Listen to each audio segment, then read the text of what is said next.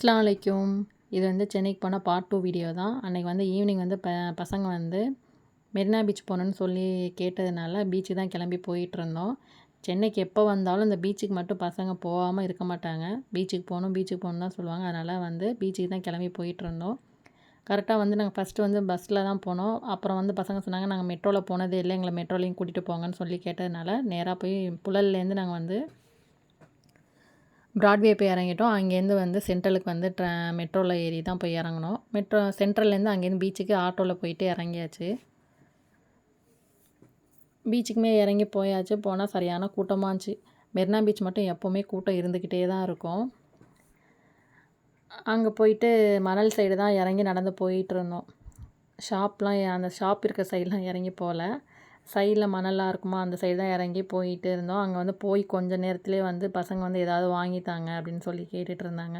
இன்னும் கொஞ்சம் நேரம் பீச்சு கிட்ட போயிட்டு ஏதாவது வாங்கி தரேன்னு சொல்லி கேட்டாலும், இல்லை எங்களுக்கு வாங்கி கொடுத்து தான் ஆகணும்னு சொன்னாங்க. சரின்னு அவங்களுக்காக வந்து அது போய் கொஞ்சம் நேரத்துலேயே வந்து இந்த பஜ்ஜி, வடை, காலிஃப்ளவர் இந்த ஷாப் தான் இருந்துச்சு. அவங்கள்ட்ட தான் வந்து காலிஃப்ளவரும் பஜ்ஜியும் வாங்கி கொடுத்துருந்தோம். அதுக்கு வந்து ஒரு கார சட்னி மாதிரி வச்சு கொடுத்துருந்தாங்க.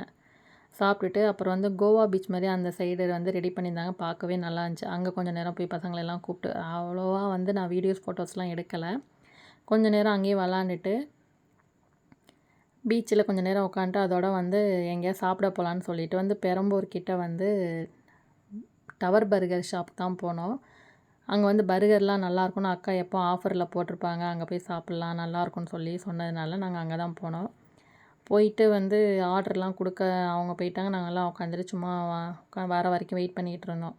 கடையுமே ரொம்ப சின்ன கடை தான், ரொம்ப கூட்டமாகவும் இருந்துச்சு. கொஞ்சம் நேரம் வெயிட் பண்ணிகிட்டு இருந்தோம். அதோட வந்து அன்றைக்கி வந்து பர்கரு, அப்புறம் வந்து சாண்ட்விட்சு, KFC சிக்கனு, அதுக்கப்புறம் வந்து பாஸ்தா இந்த மாதிரி தான் ஆர்டர் பண்ணோம். சாப்பிட்டுட்டு எல்லாம் ஃபைனலாக முடிச்சுட்டு பில்லுமே நாங்கள் பே பண்ணிவிட்டு அதுக்கப்புறம் பசங்க கேட்டால் எங்களுக்கு ஜூஸ் எதாவது வாங்கித்தாங்க அப்படின்னு சொன்னாங்க.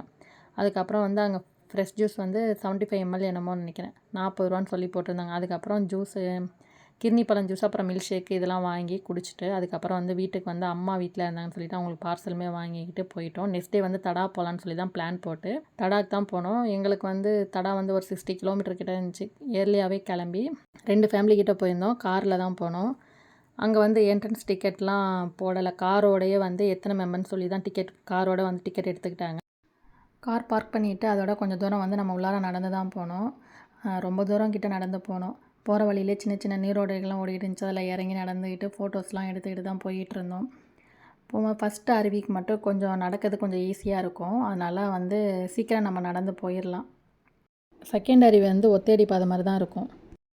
நம்மளுக்கு வந்து நடந்து போகிறதே கொஞ்சம் சிரமமாக இருக்கும். அந்த பசங்களாம் கிட்ஸ் எல்லாம் வச்சுக்கிட்டு கூட்டிகிட்டு போகிறதெல்லாம் ரொம்ப நம்மளுக்கு கஷ்டமாக தான் இருக்கும். ஃபஸ்ட் அருவிக்கு குளிச்சுட்டு நாங்கள் செகண்ட் அருவி தான் வந்து ஃபுல்லாக வந்து என்ஜாய் பண்ணது. அங்கே வந்து தண்ணியுமே கிடையாது. நம்ம மெனக்கெட்டு வந்து தண்ணிலாம் எடுத்துகிட்டு தான் போனோம். ஒரு சின்ன நீரோட்டம் ஊற்று தண்ணி மாதிரி வந்துச்சு. அதை வந்து நம்மளுக்கு வந்து தெரியாது. சில பேருக்கு தான் தெரியும் அந்த தண்ணி எங்கே வருது. ஆனால் அந்த தண்ணி நல்லா டேஸ்ட்டாக சூப்பராக இருந்துச்சு. அதுவும் இல்லாமல் குரங்குகள் தொல்லையும் ரொம்ப அதிகமாக இருக்கும். நம்ம வந்து எல்லோரும் ஒன்றாவும் குளிக்கவும் போக முடியாது. ஒரு ஆள் எப்படியும் பேக் கிட்ட இருந்து தான் ஆகணும். அதுவும் ஸ்நாக்ஸ் ஐட்டம்லாம் பார்த்துச்சுன்னா சொல்லவே வேணாம், அது வந்து விடாது. அதுக்கப்புறம் நேராக போயிட்டு சாப்பிட போகலான்னு சொல்லிவிட்டு தடாலேருந்து கிளம்பிட்டு நேராக வந்து நாங்கள் புளியந்தோப்பு கிட்ட தாசமகான் பீஃப் சீக் தான் போயிருந்தோம். அங்கே போயிட்டு கபாபு, பீஃப் லவராக இருந்தால் கண்டிப்பாக அந்த இடம் பிளேஸ் கண்டிப்பாக தெரிஞ்சிருக்கும். அங்கே உள்ள பீஃப் ஐட்டம், இடியப்பம், நான் அந்த மாதிரி கபாபு இந்த மாதிரி ஐட்டம்லாம் சாப்பிட்டுட்டு லாஸ்ட்டாக கோலி சோடா வாங்கி குடிச்சிட்டு இருந்தோம். அந்த பசங்க இப்போ உள்ள பசங்களும் இந்த கோலி சோடா உடைக்க கூட ஸ்ட்ரென்த் இல்லை. அதோட சாப்பிட்டுட்டு ரிட்டன் வந்து கிளம்பியாச்சு. போகிற வழியில் வந்து சென்னை மாநகராட்சி வந்து நிறையா லைட்ஸ்லாம் போட்டு கலர் கலராக வந்து நல்லா இருந்துச்சு பார்க்கும்போதே. அதோட வண்டி ஸ்லோவாக போங்க, எவ்வளோ லைட்ஸ்லாம் கலர் வந்து வருதுன்னு சொல்லிவிட்டு அதையுமே பார்த்துட்டு இருந்தோம். ஒரு 3, 4 கலர்ஸ் கிட்ட மாறுனுச்சு. அதை பார்க்கும்போதே அந்த பில்டிங்குமே ரொம்ப அழகாக இருந்தது.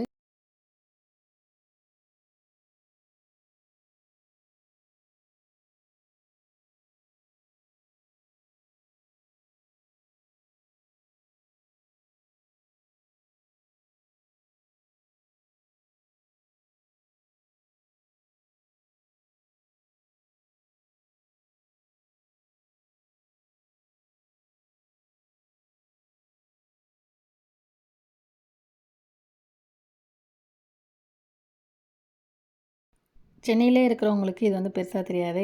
எப்பயாவது ஒருக்கா சென்னைக்கு போகிறவங்களுக்கு இந்த மாதிரி இதெல்லாம் வித்தியாசமாக பார்க்கறதெல்லாம் கொஞ்சம் ரொம்ப பிடிக்கும் தான். கண்டிப்பாக இந்த மாதிரி வீடியோலாம் உங்களுக்கு கண்டிப்பாக பிடிச்சிருக்கும். இதே மாதிரி வீடியோலாம் உங்களுக்கு வேணும்னா கண்டிப்பாக என்னோடய சேனலை வந்து சப்ஸ்கிரைப் பண்ணுங்கள், சப்போர்ட் பண்ணுங்கள், ஷேர் அண்ட் லைக் பண்ணுங்கள். பாய்.